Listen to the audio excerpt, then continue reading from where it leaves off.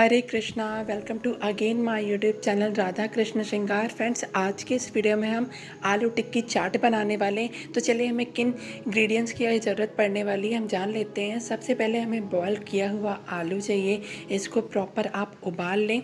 उसके छिलके को निकालने के बाद आपको इसे मैश नहीं करना है, छोटे छोटे पीसेस में आपको थोड़े थोड़े छोटे छोटे टुकड़े में आपको इसे कट कर लेना है। चॉप कर लें।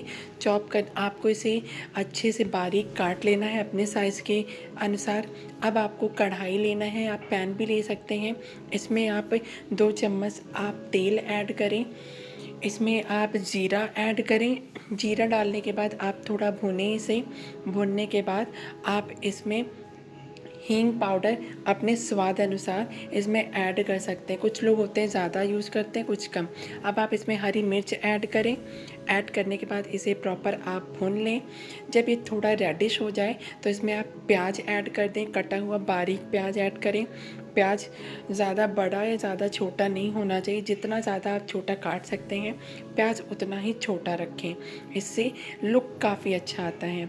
अब प्याज काटने के बाद इसमें आप पिसा हुआ अदरक ऐड कर सकते हैं। अब वो भी अपने आपके टेस्ट पे डिपेंड करता है। ज़रूरी नहीं है आप अदरक पेस्ट ऐड करें, बट टेस्ट अच्छा हो जाता है इसलिए आप ऐड कर सकते हैं। अब इसमें आप बारीक कटा हुआ टमाटर ऐड करें और टमाटर को तब तक भुनना है जब तक ये लाइट ना हो जाए या हल्का ब्राउनिश ना हो जाए। अब इसमें आप अपने स्वाद अनुसार नमक ऐड कर दें। लाल मिर्च पाउडर भी अपने ही स्वाद अनुसार इसमें ऐड करें और थोड़ी देर भुनने के बाद आप इसमें 3 चम्मच आपको टमाटो सॉस इसमें ऐड करना है। टमाटो सॉस को कुछ इस तरह से ऐड करने के बाद 5 मिनट तक आपको अच्छे से इसे भूनना है।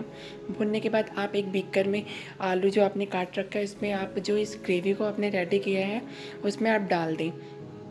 अब आप इसमें चाट मसाला, अमचूर पाउडर और जलजीरा पाउडर और काला नमक आप इसमें ऐड करें।